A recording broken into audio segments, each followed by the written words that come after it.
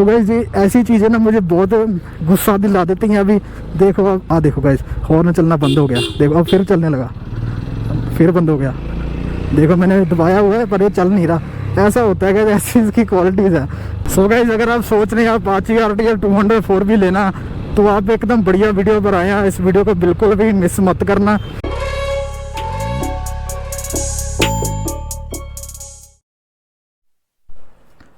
हाँ जी, सत श्री अकाल guys, welcome back to my YouTube channel. So guys आज की वीडियो में हम ओनरशिप रिव्यू करने वाला है मेरी ये बाइक का, जिसका नाम है Apache RTR 204 भी आपको पता ही होगा। जो नए व्यूवर्स हैं उनको बता दूँ, सो ये मेरी बाइक है खुद की, मैं खुद ही से चलाता हूँ, खुद ही से ऑन करता हूँ। सो इसके टोटल किलोमीटर अभी हुए हैं 27,619, 27,619 इतने किलोमीटर हुए हैं टोटल इसके। पर इसके ओरिजिनल किलोमीटर हैं वो इसमें आप 4,500 प्लस कर दो, उतने आ जाएंगे। सो अराउंड 33,000 के नज़दीक मेरी बाइक अभी चली हुई है। सो गाइस अभी आप सोच रहे होंगे कि मीटर में तो 27,000 शो कर रहा है, पर मैंने आपको जो है 33,000 क्यों बताया। सो गाइस इसकी स्टोरी मैं आपको आगे बताऊंगा। सो भी सबसे पहले इसके नेगेटिव्स की बात नहीं करते, सबसे पहले इसकी पॉजिटिव्स की बात करते हैं। सो पॉजिटिव के बाद इसके नेगेटिव्स आएंगे और एंड में मैं आपको बताऊंगा कि आपको ये बाइक लेनी चाहिए नहीं लेनी चाहिए। सो गाइस शुरू करते हैं इस वीडियो को। सो पहले गाइस इसके हम पॉजिटिव की बात करें, वो है इसके लुक्स।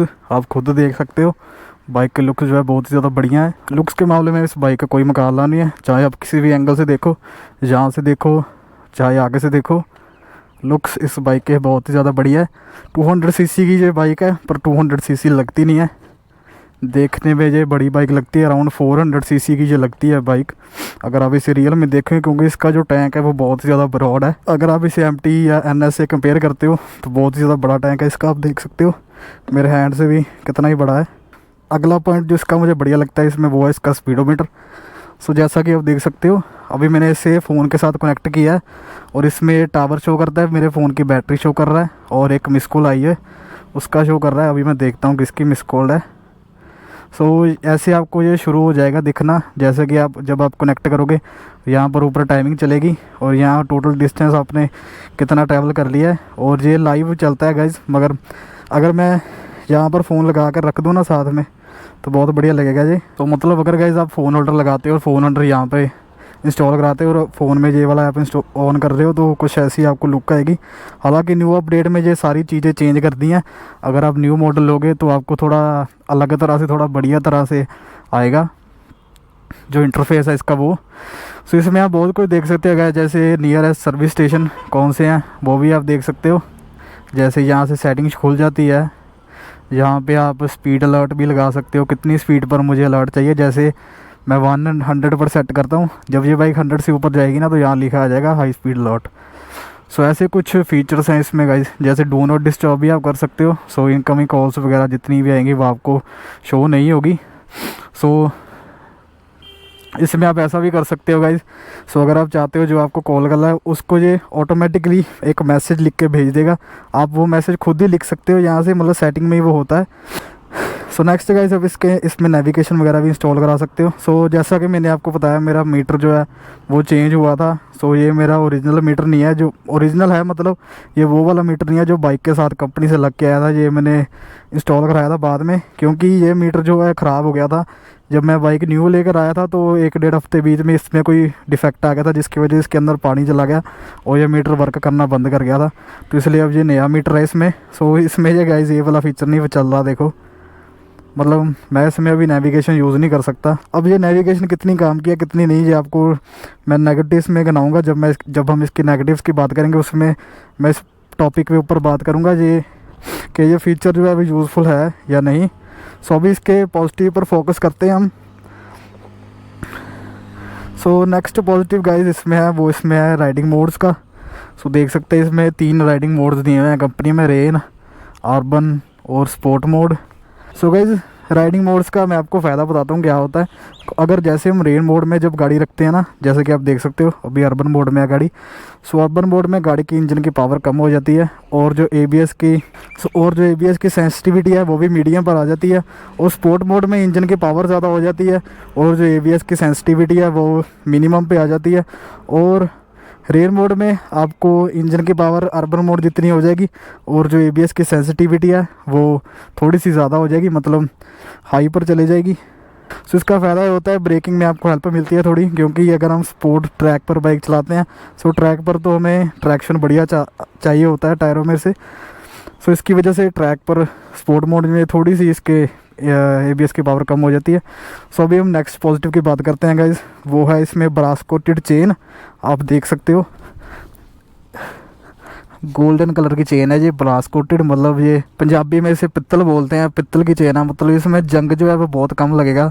सो इस चेन का गाइस फ़ायदा ये होता है, एक तो ये मेंटेनेंस कम मांगती है, मतलब एक बार टाइट करा दो तो ये थोड़ा ज़्यादा टाइम निकल जाती है, और इस चेन की लाइफ भी ज़्यादा होती है, और इसमें जंग भी कम लगता है, ज़्यादा जंग नहीं लगता इसमें। सो ये एक फ़ायदा है चेन का। और इसका जो चेन स्प्रॉकेट है वो भी जो है NSMT से बड़ा है। सो इसमें पिकअप आपको बहुत ज़्यादा बढ़िया मिलेगी। अगर आप स्टंट राइडिंग वगैरह करते हो तो आपको ये बाइक बहुत ज़्यादा पसंद है, क्योंकि इसकी पिकअप बहुत ज़्यादा बढ़िया है। उस पर हम आगे बात करेंगे। सो अभी नेक्स्ट पॉजिटिव के हम बढ़ते हैं, वो है इसके सस्पेंशंस। सो इसके सस्पेंशन जो है वो शोवा की तरफ से आते हैं, और ये एडजस्टेबल हैं, एडजस्ट हो जाते हैं यहाँ से, और लीवर गार्ड एडजस्टेबल है। सो ये बातें तो गाइज आपको पता होगी अपाचे में क्या क्या आता है, आपने और भी बहुत ही ज़्यादा वीडियोस देखी होगी। सो मेन पॉजिटिव्स की बात करते हैं गाइज। सो आपको ज़्यादा बोर नहीं करते, अब थोड़ा सा मोटो व्लॉगिंग करते करते आपके साथ बात करते हैं, और गोप्रो लगा कर आए हैं, इसी बहाने मोटो व्लॉगिंग भी हो जाएगी, और बाकी बातें मैं आपको मोटो व्लॉगिंग करते करते बताता हूँ। और इसमें एक फैदर स्टार्ट भी आता है, मतलब आपको जो है सेल्फ दबा कर रखने की ज़रूरत नहीं है, सिर्फ टच करके छोड़ दो, बाइक अपने आप स्टार्ट हो जाएगी। चलो चलते हैं। और हाँ गाइज, इसमें जो है वो स्लीपर क्लच भी आता है। सो ये भी एक इसका पॉजिटिव है। सो गाइज, इसके मेन जो पॉजिटिव है ना, वो ज़्यादातर इसके फीचर्स ही हैं, है ना। जो मेन पॉजिटिव अगर आप किसी और वीडियो पे भी देखोगे, उसमें भी आपको यही बताएंगे कि इसके मेन पॉजिटिव जो ज़्यादातर पॉजिटिव्स हैं वो इसके फीचर्स के बीच में ही है। सो मतलब कंपनी वालों ने इतने फीचर इसमें दिए हैं ना, तो उसके मुकाबले इसके नेगेटिव कम पड़ जाते हैं, पर इसके नेगेटिव्स भी बहुत हैं गाइस। आगे आप देखना, आपको मैं बताऊंगा। सो अभी यहाँ से यू टर्न मार के हम चलते हैं हाईवे की तरफ। सो गाइस, हम अगले जो है इसके पॉजिटिव की बात करें, वो है इसकी RTR टेक्नोलॉजी। सो आपको पता ही होगा, इस बाइक का नाम ही है अपाचे RTR 200। सो जो RTR है उसकी फुल फॉर्म होती है रेसिंग थ्रोटल रिस्पॉन्स, जो इस बाइक में भर कर रहा है। मतलब ये बाइक को बस थ्रोटल घुमाने की देर है जी, और ये भागने को तैयार है। जैसा कि आप देख सकते हैं, अभी 3rd गियर में बाइक है और 40 की स्पीड पर चल रही है। देखिए कैसे ये, मतलब मैं हल्की सी रेस जा रहा हूँ और उस पर भी जो क्विक एकदम रिस्पॉन्स कर दिया। मतलब इसका जो रिस्पॉन्स है ना थ्रोटल का, बहुत ही ज़्यादा क्विक और क्रिस्प है। मतलब आपको ऐसा थ्रोटल रिस्पॉन्स शायद ही किसी और बाइक में मिलेगा, हालांकि मुझे तो किसी और बाइक में नहीं मिला। 4 सिलेंडर की बात और होगी, क्योंकि मैंने 4 सिलेंडर या 3 सिलेंडर बाइक अभी तक चलाई नहीं है। सो वैसे सिंगल सिलेंडर में सबसे ज़्यादा ब्रूटल टॉर्क, सबसे ज़्यादा ब्रूटल पिकअप इसकी है। देखो अभी 30 की स्पीड है और 3rd गियर है, तब भी देखो उठने को तैयार है। अभी स्पीड के हिसाब से ना गियर बड़ा है इसका, तभी भी जो उठने को तैयार है आगे से। मतलब इसकी जो पिकअप है ना गाइस, वो बहुत ख़तरनाक है। इसे भगाने में जो मज़ा आता है ना, खास करके हिली एरियाज़ पर जो ट्विस्ट एंड टर्न्स होते हैं ना, उसमें तो बाइक चलाने का गाइस बहुत मज़ा आ जाता है। सो अभी बाइक में पेट्रोल कम है, सो पहले रिफिलिंग कराते हैं, क्योंकि जब एक इसमें ये भी बात है, जब इसकी जो है लाइट ब्लिंक करने लग पड़ती है ना, तो ये पिकअप अच्छी तरह से नहीं पकड़ता, थोड़ा सा बीच में ना लैग सा कर लेता है। ये क्या कर रहा है?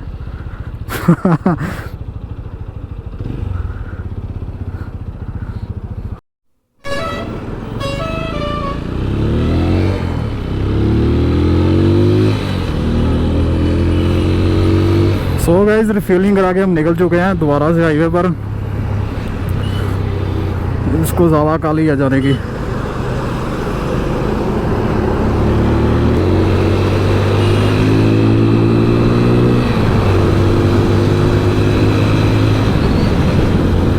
सो गाइस, अभी बात कर लेते हैं नेक्स्ट पॉजिटिव की इस बाइक के बारे में। सो वो है गाइस, इसकी स्टेबिलिटी बहुत ही ज़्यादा बढ़िया है। हालांकि हाई स्पीड पर उतनी बढ़िया नहीं है जितनी होनी चाहिए थी 200 सीसी के हिसाब से। ठीक है, मतलब हाईवे पर ये कंट्रोल हो जाता है, मगर अगर आपने स्टॉक टायर से डलवाए है ना, तो आपको ये बढ़िया कंट्रोल होगा। उसकी जो स्टॉक टायर्स की स्ट्रेट लाइन स्टेबिलिटी है ना, स्ट्रेट लाइन स्टेबिलिटी होता है गाइस। अगर आप एक स्पीड पर जो है वो सीधा क्रूज कर रहे हो, उसे बोलते हैं स्ट्रेट लाइन स्टेबिलिटी। सो वो इसकी बहुत ही ज़्यादा बढ़िया है। सो उसकी हेल्प से अगर आप कॉर्नरिंग वगैरह करते हो तो उसमें आपको बहुत हेल्प होएगी इसके बैलेंस की वजह से, क्योंकि कॉर्नरिंग में आपको बिल्कुल इस पर डर नहीं लगेगा। और अगर आपके टायर्स बढ़िया है तो, क्योंकि मैंने देखा है जो NS है और जो दूसरी MT है उसमें जो है वो पेरीमीटर फ्रेम आता है। सो इसमें जो है पेरीमीटर फ्रेम तो नहीं आता, पर इसका जो है कंट्रोल हाईवे पर फिर भी बहुत ही ज़्यादा बढ़िया है।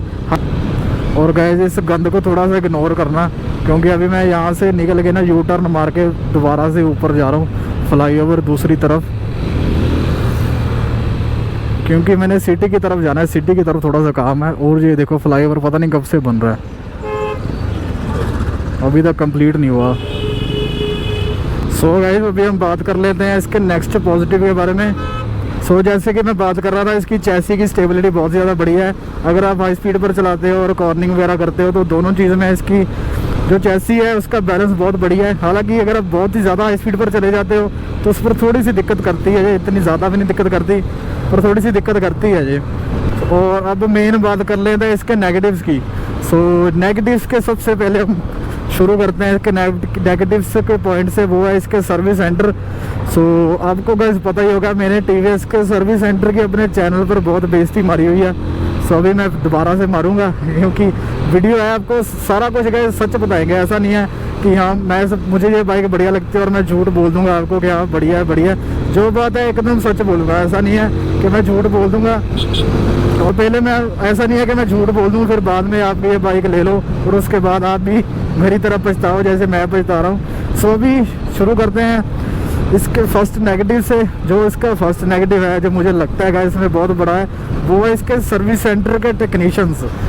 जो इनके सर्विस सेंटर के टेक्नीशियंस है ना, इतने घटिया है। मैं सच बता रहा हूँ, उनसे बढ़िया काम ना मैं खुद कर लूँगा अपनी बाइक का। आप देख सकते हो गाइस, इन्होंने मतलब मैं आपको यार स्टोरी बताने बैठूंगा तो बहुत लंबी हो जाएगी।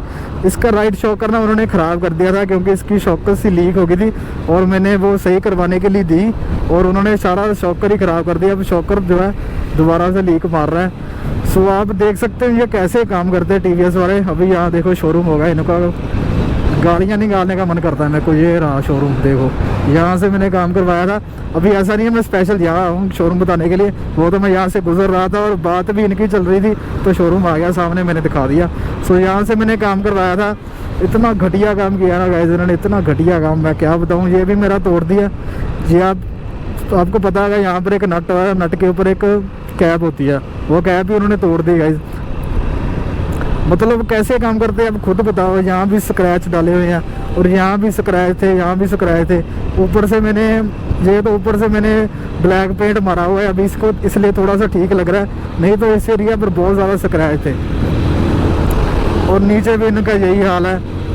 सो आप देख सकते हो कैसे काम करते हैं गाइस। इनको काम करने की बिल्कुल तमीज़ नहीं है। इससे अच्छा तो गाइस बच्चे काम कर लेते हैं जैसा ये काम करते हैं। हालांकि ऐसा नहीं है कि सब शोरूम ऐसे ही हैं। जैसा कि मैं जलंधर में रहता हूँ और मुझे अब सर्विस कराने लुधियाने जाना पड़ता है। वहाँ के जो है वो सर्विस सेंटर बढ़िया है और वो बात भी सुनते हैं, उनको नॉलेज भी है इसके बारे में। उनको तो गाइस नॉलेज नहीं है TVS की, उनको ये नहीं पता कि इसमें स्लीपर क्लच भी आता है। और स्लीपर क्लच का तो छोड़ो गाइस, आपको मैंने बताया ना इसमें ब्रास कोटेड चेन आती है, उनको ये नहीं पता कि इसमें ब्रास कोटेड चेन आती है। अभी थोड़ी देर पहले ना मेरा जो चेन सेट है वो चेंज हुआ था, तो उन्होंने गाइस ब्लैक वाली चेन लगा दी इसमें। और मैं जब कंपनी गया तो वो मुझे ही बोल रहे हैं कि आपने ये गोल्डन चेन बाहर से लगवाई है, कंपनी वाले नहीं देते। वो बताओ भाई, उनको इतनी नॉलेज नहीं है कि न्यू मॉडल में अभी ब्रास कोटेड चेन आती है, तो वो क्या काम करते होंगे आप खुद बताओ। अब मैं सीधी बात बताऊं, वो क्या करते हैं सर्विस में, उनको सिर्फ सर्विस में इंजन ऑयल चेंज करने का मतलब है, सिर्फ वो इंजन ऑयल चेंज करते हैं और कुछ नहीं करते। अब आपको वैसे पता होगा जब सर्विस होती है ना बाइक की, तो उसके साथ इंजन ऑयल, एयर फिल्टर, ये दो चीज़ें तो मस्ट होती है गाइस चेंज करनी। इंजन ऑयल, एयर फिल्टर और ऑयल फिल्टर, ये तीन चीज़ें ज़रूरी होती है, चेंज होनी चाहिए सर्विस में। अगर ये तीनों में से एक चीज़ भी आपकी नहीं ठीक से लगी या चेंज नहीं हुई तो आपकी वो सर्विस इम्प्रॉपर हुई है। अच्छी तरह से सर्विस ही नहीं हुई इनमें। तो अभी मैं आपको बता दूं कि जो मेरी बाइक का हेड है ना, वो एक बार ही चेंज हो चुका है इनकी गलती की वजह से। क्योंकि इन्होंने सर्विस में, मैंने देखा जो पुराने मेरे बिल पड़े हुए थे ना, वैसे होता है जो सर्विस में बिल मिलते हैं ना, मैं संभाल के रख लेता हूँ। तो थोड़े दिन पहले जब दिवाली की सफाई हो रही थी, तब वो मैंने बिल निकाले और मैंने बिल पढ़े, तो उसमें जो ऑयल फिल्टर है, ऑयल फिल्टर का कोई बिल ही नहीं है, उन्होंने कोई बिल काटा ही नहीं ऑयल फिल्टर का। इसका मतलब ये है कि उन्होंने सर्विस में ऑयल फिल्टर चेंज नहीं किया, मतलब 2-3 सर्विस में उन्होंने ऑयल फिल्टर चेंज नहीं किया। सो देखो देखो देखो कितनी गाली है इसको, भाई नीचे आ जाएगा तब मानेगा तुम। सो आप गाइस खुद देख लो ये कैसे बंदे हैं, कैसा काम करते हैं। कोई नॉलेज नहीं है इनको किसी भी चीज़ के बारे में, ना इनको चेन टाइट करनी आती है। जब ये चेन टाइट करेंगे तो एक साइड की अलाइनमेंट हिला देंगे पिछले टायर की, फिर उसके बाद इनसे सेट नहीं होती। फिर ये ग्राहक को ही पूछते हैं कि अब देखो अब ठीक है अब नहीं है। सो ये गाइस बहुत ही, मतलब मेरा एक्सपीरियंस बहुत ही गंदा रहा है टीवीएस के साथ, इतना गंदा रहा है ना कि मैं तो अभी अगली बाइक तो मैं कभी नहीं लूँगा टीवीएस की। सो ये इसका बहुत ही ज़्यादा बड़ा नेगेटिव पॉइंट है कि इनके सर्विस सेंटर के टेक्नीशियंस बढ़िया नहीं है। सो वो ये सुधार लें तो शायद इनकी कंपनी ठीक हो जाएगी। क्योंकि गैस बाइक में इतनी प्रॉब्लम नहीं है जितनी इनके सर्विस सेंटर में है। अगर इनका सर्विस सेंटर बढ़िया हो जाए ना तो बाइक खुद ब खुद ही बढ़िया हो जाएगी। सो नेक्स्ट टाइम इसके नेगेटिव की बात करते हैं, वो भी इनके सर्विस सेंटर के रिलेटेड ही है, और वो है इनके जो है पार्ट की अवेलेबिलिटी। एक तो इनके पास पार्ट्स नहीं होते, जैसा ये नट है ये इनके पास नहीं है, ठीक है गाइस, ये नट ही नहीं है गाइस इनके पास। पहले तो वो बोल रहे थे कौन सा नट कैसा नट है, हमारे यहाँ से तो मिलता ही नहीं। फिर मैंने उनको फ़ोटो दिखाई, फिर जाके वो माने कि हाँ मिल जाएगा। और वो ऑर्डर किया हुआ यार 1 महीना हो चुका है, अभी तक ना उनका कोई फ़ोन आया ना मैंने कोई फ़ोन किया है। क्योंकि मुझे पता है जब मैं नेक्स्ट टाइम सर्विस पर जाऊँगा तभी ये पार्ट मिलेगा, और शायद ना भी मिले। क्योंकि गाइस मैं तो तंग हो चुका टीवीएस से, मैं सच बता रहा हूँ गाइस। फ्रस्ट्रेटेड जिसे कहते हैं ना, फ्रस्ट्रेटेड, बहुत गंदा फ्रस्ट्रेटेड हो चुका। अपनी बाइक से नहीं हुआ हूँ, इनके सर्विस सेंटर से हुआ हूँ। ये बाइक तो मेरी बहुत बढ़िया है, इसने मुझे कभी धोखा नहीं दिया, चाहे जितनी प्रॉब्लम है इसमें। कभी मुझे रास्ते पर खड़े होकर इसे धक्का लगाने की ज़रूरत नहीं पड़ी, और आगे पड़े भी ना, बस ऐसे ही भगवान की कृपा रहे। सो ये बात है कि इनकी पार्ट्स की अवेलेबिलिटी बहुत ख़राब है। अभी मैं आपको बताता हूँ, मेरी जो बैक लाइट है ना वो भी ख़राब हो गया। वो ख़राब है इन गलती की वजह से नहीं, मतलब ऐसा नहीं है कि पार्ट ख़राब है इसलिए ख़राब हुई।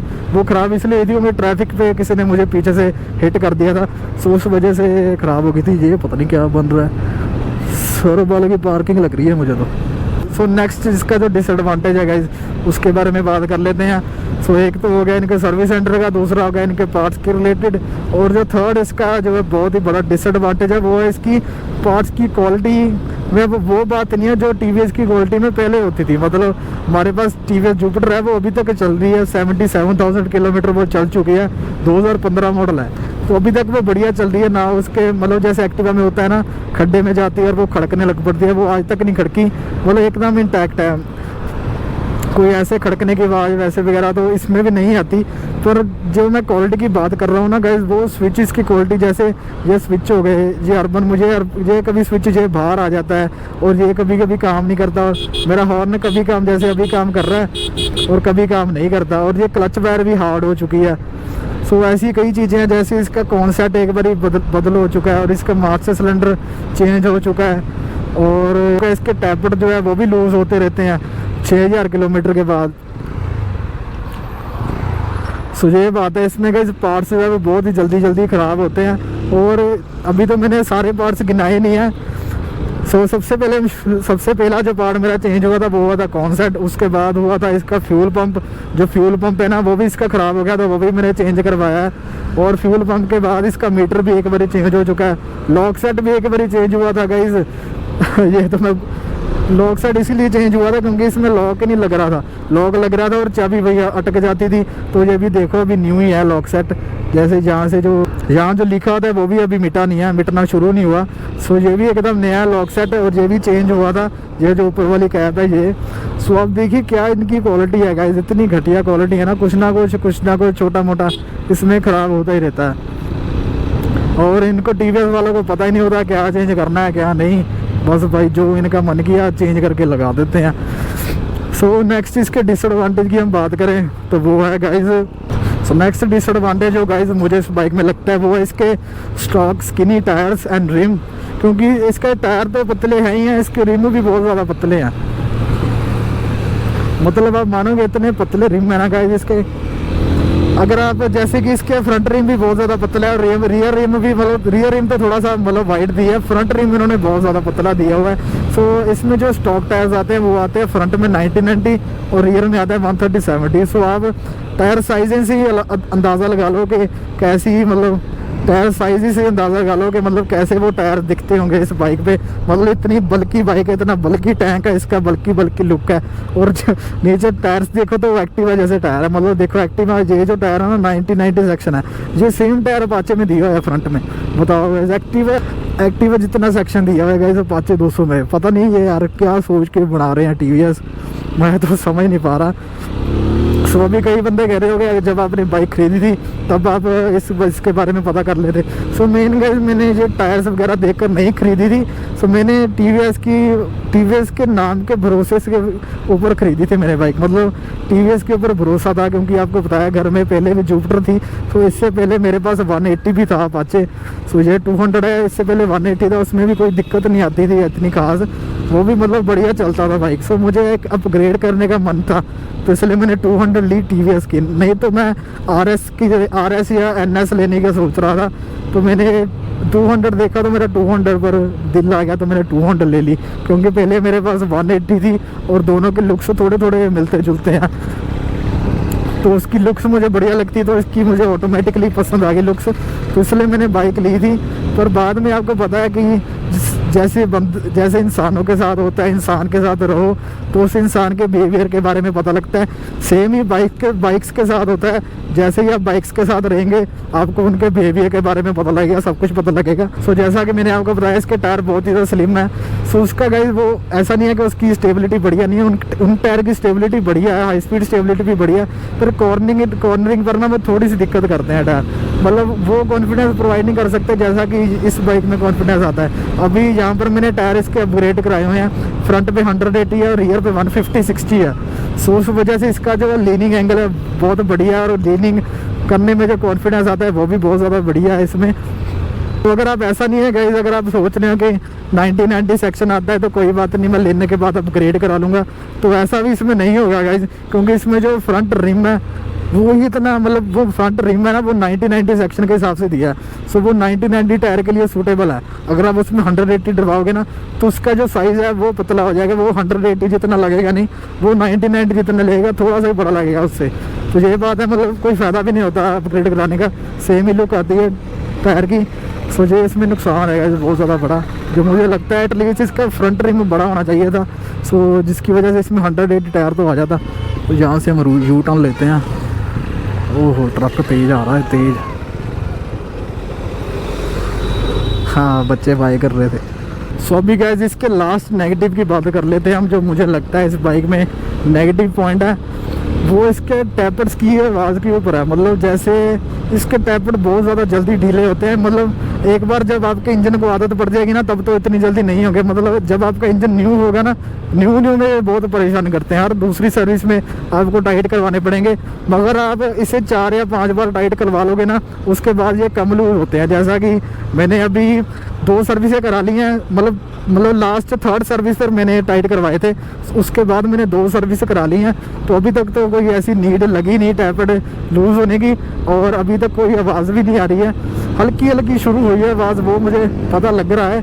सो कोई बात नहीं, वो नेक्स्ट सर्विस तक मैं करवा लूँगा ठीक। सो इसके एक टैपर का नॉइज़ मुझे इशू लगता है कि इसके टैपर जो है बहुत जल्दी लूज़ हो जाते हैं। हालांकि इसका सोल्यूशन टीवीएस वालों ने किया है पर वो अपाचे में नहीं किया। जो इसका इंजन से जो रोनिन का इंजन बनाया ना, रोनिन में किया। रोनिन के हेड वगैरह में इन्होंने थोड़ी सी अपग्रेड किया है उसका हेड। उसके हेड में से भी इतनी आवाज़ नहीं आती जितनी इसके हेड में से आती है। मतलब अगर ये बाइक स्टार्ट खड़ी होगी ना तो किसी को लगेगा, मतलब कोई नवा बंदा होगा जिसने पहले बड़ी बाइक्स नहीं चलाई है, उसको लगेगा कि इसके इंजन का काम हुआ है। मतलब उसको ऐसी आवाज़ आएगी। क्योंकि ये जब गाइस ये स्टार्ट होती है ना बाइक, तो ये है हाई कंप्रेशन इंजन थोड़ा सा इसका, तो उसकी वजह से इसकी आवाज़ थोड़ी सी ऐसी आएगी, निकलेगी। मतलब जैसे कि अब थोड़ी ट्रैक्टर टाइप आप कह सकते हो इसे, थोड़ी जो ट्रैक्टर या ऑटो से मिलती है जब ये बाइक स्टार्ट होती है। मैं आपको थोड़ा सा सुनाने की कोशिश करता हूँ, अगर मैं सुना पाया आपको तो, क्योंकि बाहर उसका भी रश बहुत है, बाहर ट्रैफिक का रश भी बहुत ज़्यादा है। सो जैसा कि आप सुन सकते हो गाइस, ऐसा करता हूँ मैं फ़ोन से आपको सुनाने की कोशिश करता हूँ, क्योंकि जो मेरा गोप्रो का माइक है ना वो मेरे हेलमेट के अंदर लगा हुआ है, तो वो इस इतनी अच्छी तरह से वो वॉइस रिकॉर्ड नहीं करेगा।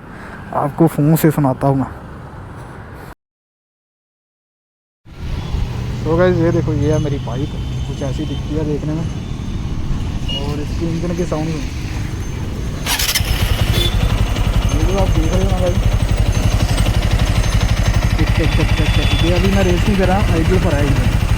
आइडियल पर इसकी थोड़ी सी ऐसी आवाज़ होती है जैसे कि नवा बंदा अगर सुनेगा उसको लगेगा इसके इंजन का काम हुआ होगा।